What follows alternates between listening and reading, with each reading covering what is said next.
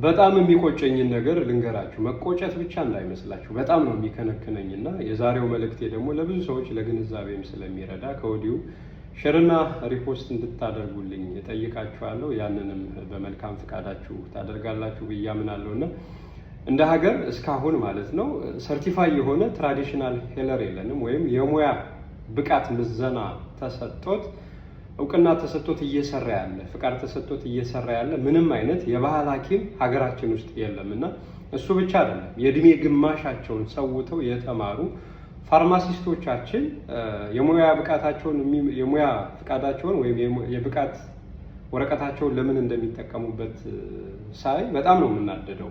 ሌላው ዓለማት ያመረተውን መድኃኒት ለመሸጥ ብቻ የንግድ ፍቃድ ነው የሚያወጡበት። ሲማሩ መድኃኒት ለማምረት ነው የተማሩት እንጂ ሌላው አምርቶ የሰጣቸው መድኃኒቶች ምንነታቸውን ሳይረዱ ለመሸጥ አልነበረም። እና ይሄ ሁሌ ነው እንዲህ የሚያንገበግበኝ። ዋይ ለምን እንደ ሀገር ለነገሮች ሁሉ ግንባር ቀደሞች ነን ብለን እኛ እንሰብካለን፣ እናስተምራለን። ለምንድን ነው ወደ ኋላ የቀረ ነው? ሁሉ ነገራችን ኋላ ላይ የቆመ የሚመስለው። ትላንት በታሪክ አባቶቻችን ሰርተው የነበሩትን ትልቅ ስራዎች ሜንሽን ከማድረግ ውጭ እኛ ምንድን ነው የሰራ ነው? መሬት ላይ የሚጨበጥ ነገር ኖ። ከተመሰረቱ 60-50 ዓመት የማይሞላቸው ሀገር ጥለው እነዛ ላይ ደርሰዋል። እኛ ግን 3000-4000 ዘመን ታሪክ ጠቅሰን እንናገራለን እንደ ማስረጃ ያሉንን ነገሮች ስናቀርብ፣ አሁን ላይ ግን የሚጨበጥ ነገር የለንም። እና ሁሌ ነው እንግዲህ በዚህ በባህል ሕክምናው ዙሪያ ላይ መንግስት ምንድነው ያደረገው? ማህበረሰባችን ከዘርፉ ተጠቃሚነቱ እንዳይጠፋ ለማድረግ ሰዎች እውቀቱ አለን ሲሉ በሲቪክ ማህበራት ስር እውቅና እንዲሰጣቸው ይደረጋል። ማህበሩን የሙያ ማህበሩን እንዲመሰርቱ ያንን የሙያ ማህበራት ይዘው በጤና ሚኒስቴር ስር ደግሞ መድኃኒትና ቁጥጥር ባለስልጣን አሁንም እውቅና እየሰጠ ስራ እንዲሰሩ ይደረጋል። ይሄ የሚደረገው ማህበረሰባችን ከተፈጥሮ ያለው ተጠቃሚነት ለናካቴው እንዳይጠፋ ተፈጥሮ አለን እንዲባል እና ዘርፉን ደግሞ ቀስ በቀስ የሚያድግበትን እድል ይመቻቻል በሚል እንጂ ሰዎች ሰርቲፋይ ሆነው የሙያ ምዘና ተደርጎላቸው በዚህ ነገር ብቁ ናቸው ህዝብ ያገልግሉ ተብሎ አይደለም። ያንን ለማድረግ ሰው ብቁ ነው ለማለት ብቁ የሚሆንበት ተቋም ያስፈልጋል። ብቁ ነህ የሚል የሚያስተምር የበቃ ሰው ያስፈልጋልና የለንም።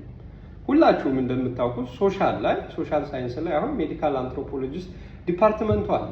እዛ ውስጥ ስለ ስነ እጽዋት ተምሮ ራስን አንድ ግለሰብ ራሱን ኸርባሊስት አድርጎ መውጣት ይችላል። ሙያ አለን የሚሉ እውቀቱ አለን በቅተናል የሚሉ ሰዎች እንኳን የትደን ተማርን ሲባል ቻይናና ጀርመን ስለ ኢትዮጵያ እያወራል። ትራዲሽናል ሄለር የሆነው ሌሎች ሀገራት ላይ ሄደን ተምረን ነው የምንል ከሆነ እውቀቱ የኛ አይደለም ማለት ነው። የምናወራው ደግሞ የእኛን ሀገር እውቀት ሜንሽን እያደረግን ሲሆን የአባቶቻችን ጥበብ ነው እያልን ስናወራ ደግሞ ተቋሙ ከሌለን በጣም ነው ልብን የሚሰብረው። ምክንያቱም የዓለም ሕዝብ የጤና ሁኔታ እንደምታዩት ቀውሱ እየሰፋ ሂዷል።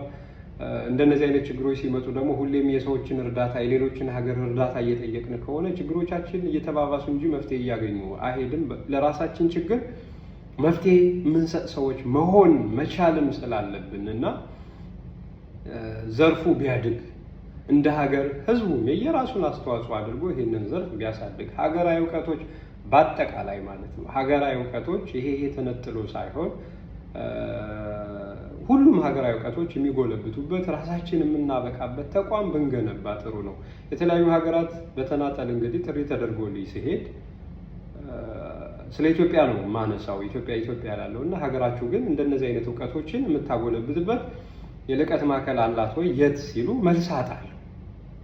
ተመልሰን በጃዙር ማረጋገጫውን ከእናንተ ነው ያመጣል ለማለት ደግሞ እንደኔ አይዋጥልኝም እና ለምን ስለኛ ነው የሚወራው? ይሄ ሁሉ ነገር የኛ ነው ካለ ራሳችን በዚህ መንገድ አብቅተና ለማለት ስለሚኖርብን ይታሰብበት ባይ ነኝ። ሁሉም ጋር አሁን የባህል ሕክምና ላይ በሲቪክ ማህበራት እውቅና ተሰጥቶት ጤና ቢሮ ለዛም ሰው እውቅና ሰጥቶ አገልግሎት እንዲሰጥ መደረግ የጀመረው አሁን ነው።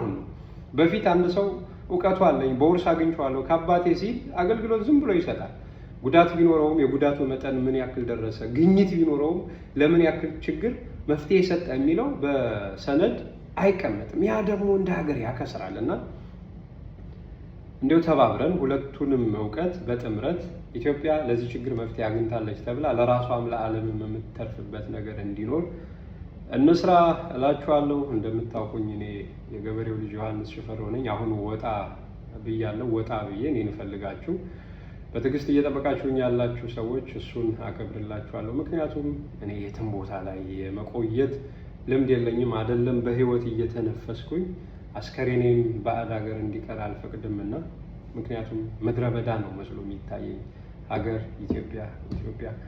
ይሄ ነገሬ ደግሞ ጎልቶ ቁጭት እንዲያገኝ እንጨት አቀባይ በሆን ቤቱ ሲሰራ በዚህ ዘመን አለው ስል እንጨት አቀባይ በሆን እኔ ዮሐንስ፣ እናንተ መሰረት ጣዮች ልትሆኑ ትችላላችሁ፣ ግንባታው ላይ ምሰሶ አቋሚ ልትሆኑ ትችላላችሁ፣ ጣራ ልትሆኑ ትችላላችሁ።